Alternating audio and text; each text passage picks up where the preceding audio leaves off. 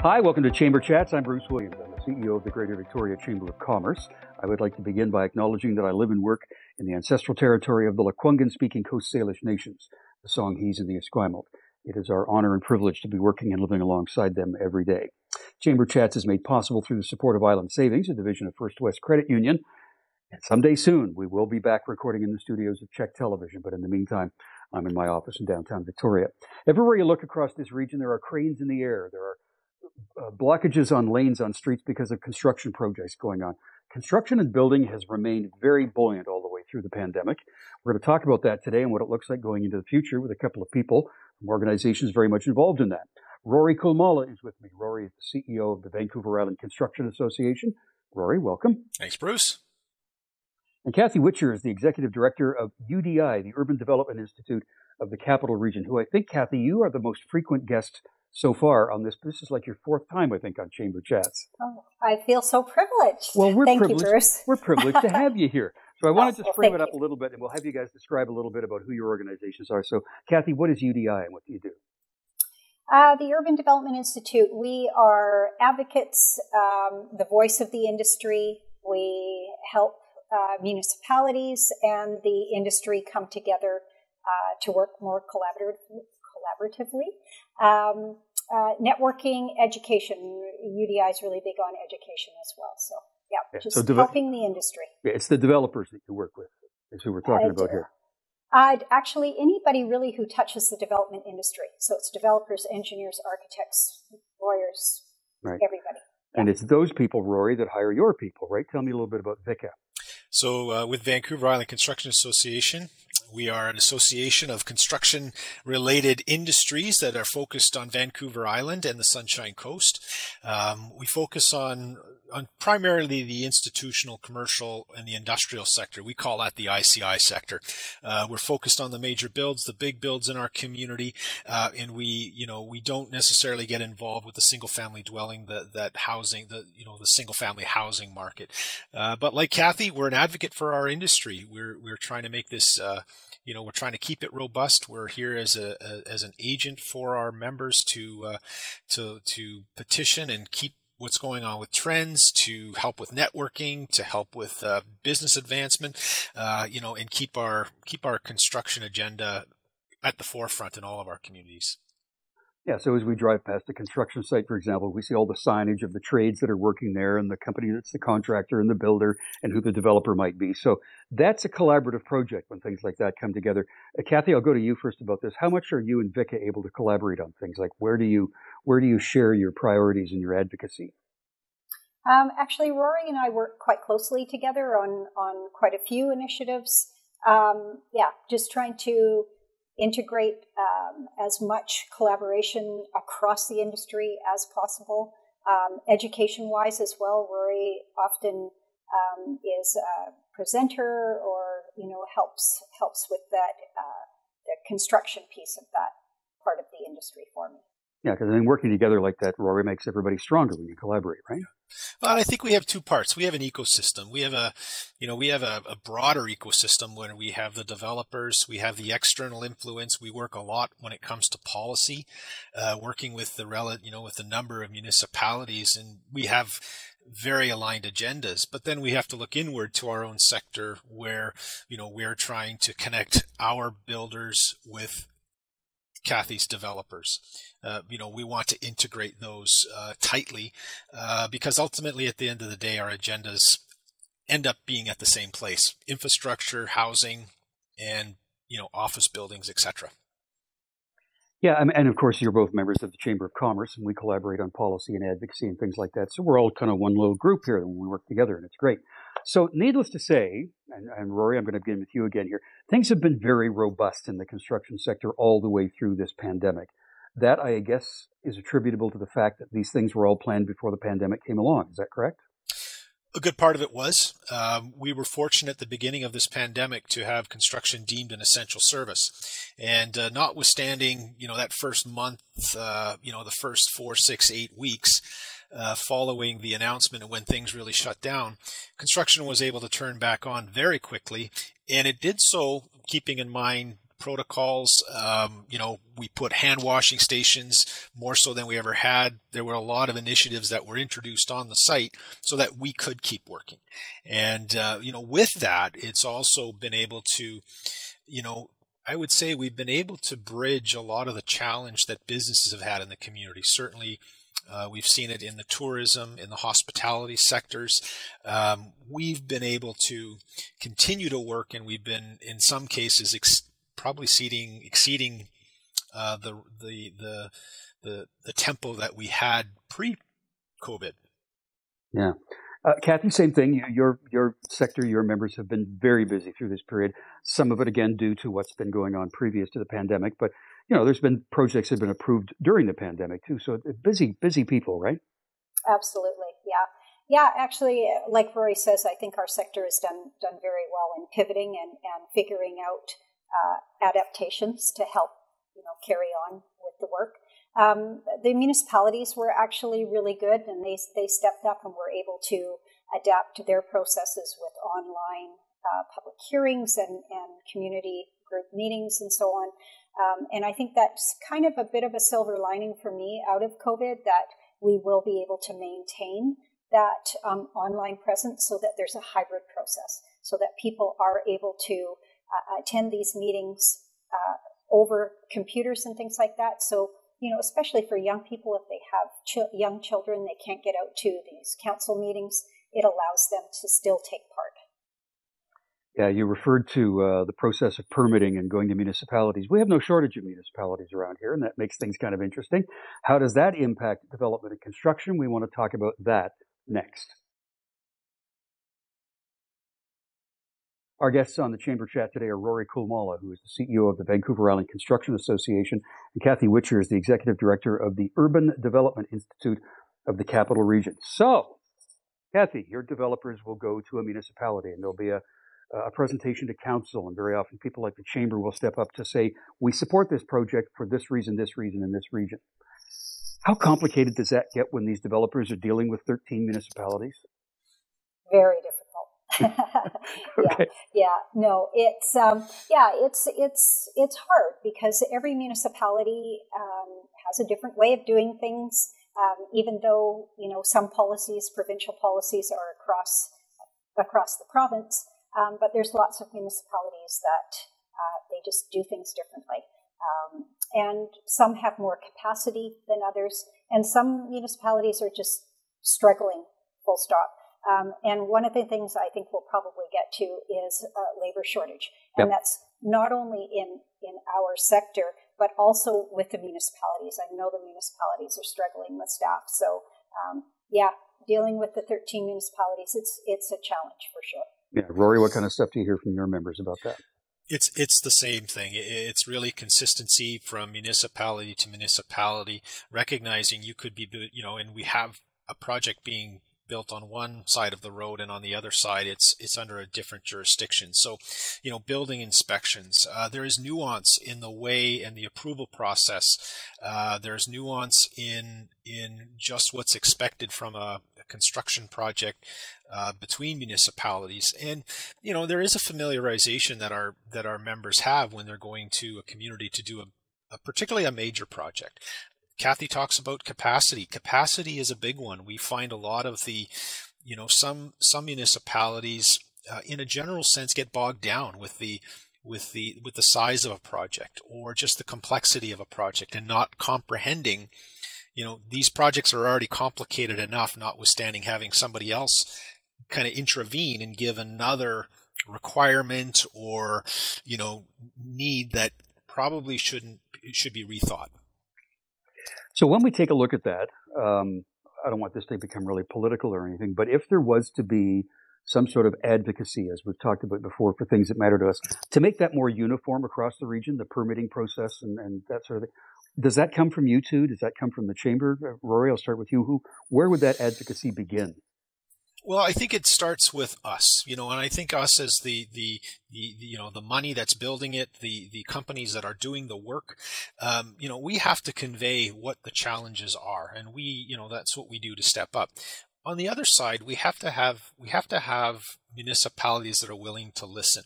It's one thing to conduct a study or a review of a process, but it's another thing to make and affect change based on what the industry is capable of and what the industry is facing. We talk about labor shortages. We've had supply chain issues. We've got logistic challenges. We've taken projects that could be done in 18, 24 months, and now they're out to 30 months. It does have a different tempo, and municipalities need to be able to respond to that. They need to have flexibility for when inspections are called, and they can be somewhat rigid. And I think it's not to undermine safety. We don't want to do that, but we want to make sure that as part of this ecosystem I talked about, they are part of the solution. It's not just left to us as builders to solve all of these challenges that we have as in delivering these projects. And Kathy, your developer members would say the same thing, that it would be wonderful if it could be one process across the region, but how much advocacy can you do about that? Yeah. We do advocate with the federal and the provincial government on a regular basis, and actually, the provincial government has been very accommodating and active in reaching out to us, and we meet with Minister Eby, my Vancouver office, with Minister Eby on a monthly basis, and yeah, he's really listening, and he understands a lot of the policies up until now have been kind of demand and sticks, but Minister Eby now, I think, gets it and understands that we need supply. We're in a housing crisis. I know that the real estate company or industry, they measure our inventory by months of stock that we have. And right now we have 1.03 months of single family. We have 0.44% of a month of townhouses and 0.66 for condos. So there's no inventory out there. And a healthy inventory would be 5 to 6 months. So we're in bad shape. Yeah, well, it's driving prices up, supply and demand, right? That's where that all comes from. One of the magic words in this conversation is labor, which we'll come to. Supply chain is the other one. So the question I have for both of you, just a little bit of background on this. The materials that come to us right now, a lot of it coming from Asia, comes in by boat, and those ships go through the port of Vancouver, and then somehow it makes its way around to wherever it's going to go before it's brought back to us on Vancouver Island.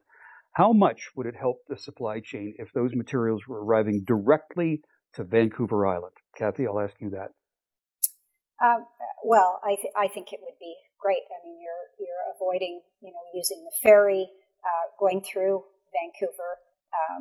I think just creates a whole bottleneck in itself, and especially with what's going on right now, with all the protests and things. Truckers not being able to get through anywhere, right? So and having something on the island, I think it would cut costs. Again, they're not using the ferries. Less fuel from trucking from wherever it's coming from. So I think having something on the island would be ideal. Yeah, carbon footprint would be lower, time, cost, all that stuff. Rory, I'm sure your group would feel the same. I would agree, and I would almost think that we're thinking, if we look at last November, we've got to build resiliency into our economy. We kind of experienced a calamity that nobody would have otherwise predicted, but it's been proven to happen. And when we're talking about logistics and supply chains, having capacity on the island is important, but moreover, I think what we're looking at is the Lower Mainland is limiting it's becoming limited in its own capabilities to receive and manage and process goods. So it needs to look at other areas, whether it's up north, whether it's Vancouver Island. To build our provincial resiliency, I think we could be leveraging Vancouver Island better, and it could be providing a more stable supply chain, particularly for commodity-based materials for construction. There's a lot of specialty items that get imported. We're not talking about that, but I think the commodity, the general use stuff, we could be doing a better job of stockpiling, of using Vancouver Island as a resource to help British Columbia. Yeah, we as a chamber, in fact, are advocating for that idea of bringing goods directly to the island. So our organizations, I'm sure, will find an opportunity to work together on that. Okay, the labor shortage we're going to talk about next. Chamber Chat guests today are Kathy Witcher, who is the Executive Director of the Urban Development Institute, Capital Region, and Rory Kulmala is the CEO of the Vancouver Island Construction Association. So just listeners and viewers, to put this in perspective, the day we are recording this is the day that Minister Ravi Kahlon came out with the recovery plan for our economy. One of the things embedded in that was something that we as a chamber and both UDI and VICA have been talking about, and that is increasing graduates from trade schools, make sure that we have more seats to create more workforce. Rory, this could be a game changer. It could be, but it's the old, let's get the bucket of water and see if we can lead the horses to it. It is a challenge to get and present in front of our young people in our communities to present the trades as a viable vocation. We have to, it's my belief that I think we have to focus on our grade 9s and 10s. We have to advocate in our school system to not only show that this course is available, but help promote youth to pursue a trade, a special vocation. And I think it's great that these programs are there. But we have a bit of a cultural stigma to transition. And I think that is going to be one of our, for us, that's a challenge. And that's what we're going to focus on, is how can we get in front of youth to persuade them to think of construction as they would think of going to a university or following up on another vocation that they might otherwise think. IT, for instance, the technology suites are now becoming quite complicated, and we're competing for the same pool of students. And I think we need to do a better job at that. Yeah, sourcing workforce, Kathy, the developers are the same. They're going to VICA members, and you hear that every day probably, don't you? Yeah, absolutely. Our developers are having a hard time. And like I said, with the municipalities, UDI has actually started up a new educational program, a 10-month program. We'll be partnering with Royal Roads in September, so it'll be a micro-credential through Royal Roads. And it's that gap that we found in the education piece where there is no education for developers, for somebody who wants to work in the development field as a development manager or whatever it is.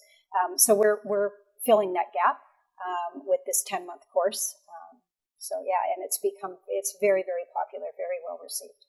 And, Rory, more to your point, too, that when people think about trades, they're thinking about picking up a hammer and a wrench, when in fact, technology is galloping, and it's in place all the time. So it's a tech career in some ways too, isn't it?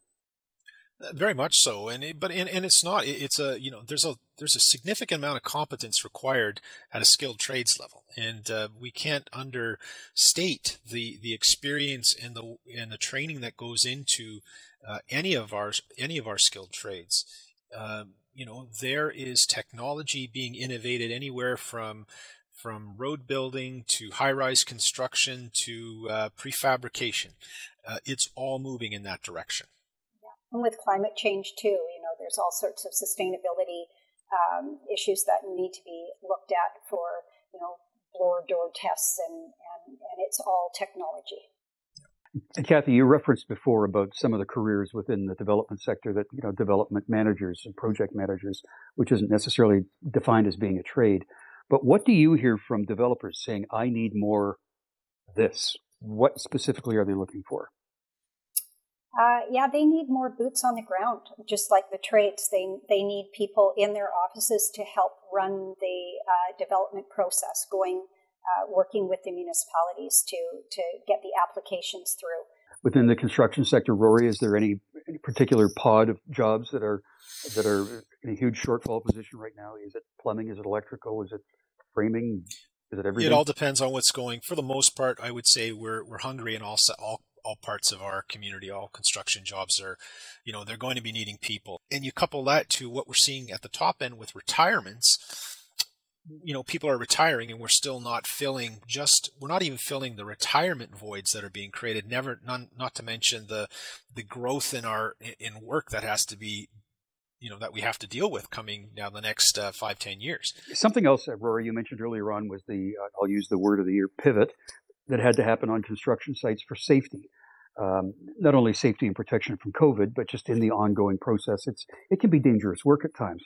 So harm reduction has been something that your organization has been working on. Tell me about the Tailgate Toolkit. What's that? So this was an initiative that we started this program last year with funding from VIHA, and it was in response to the opioid crisis that we're facing. We also were, if you look back to 2018, the coroner's report cited that 24% of the deaths were those working in the trades, transportation, or the heavy industrial sector. So that gave us moment of pause to think that's our sector. Those are people that we should be thinking of. And as we go through COVID, we're thinking about wellness. If anything, it's asked us to take a close look of what we're all dealing with while we're all cloistered in our own little homes and our bubbles. But mental wellness has come to the top. And as a part of that, the opioid crisis has really overshadowed some of the, we really want to look at the numbers. 220 deaths last month. I think we're up to almost 230 deaths a month, well over 2,000 deaths last year in or coming from, from our province. And if we dilute that down to 25%, that's far too many deaths happening within our community. So we worked with the Vancouver Island Health Authority to develop a plan that was to run till December. It was a pilot project. We ran that course on Vancouver Island. We tested it. We delivered our talks to nearly 400 people on Vancouver Island, men and women in the trades on the front line at the job site. And the provincial government stepped up and said, we want to do this in the rest of the province. The program is really focused on a couple of elements. One, it's awareness. It's just on the job site training and talking to our workers in situ at a job site. Two, there will be a resource campaign. We want to develop and bring all the resources that the Ministry of Health has developed, as well as communities, and allow workers to get access to that. The third part would be reducing the stigma. So working with employers, how can you deal with people who have an addiction issue? We've developed it. We've created a strategy with the Umbrella Society here in Victoria to offer a support group on Thursday nights called Hammer Time. It's a 1 hour, it's non-faith-based, it's not a 12-step. That was some of the feedback we got from our stakeholder group, was says that would be important. I just need a place that I can talk. It's free. We're kind of saying we're going anywhere in the province to do this, and we've established resources in the province to do that. You both do very important work, as do your organizations, and we appreciate your time today. We appreciate your support of the Chamber of Commerce. Thank you both for being here today. Kathy Witcher is the Executive Director of the Urban Development Institute in the Capital Region, and Rory Kolmala is the CEO of the Vancouver Island Construction Association. And I'm Bruce Williams from the Chamber. We'll see you again for another Chamber Chat.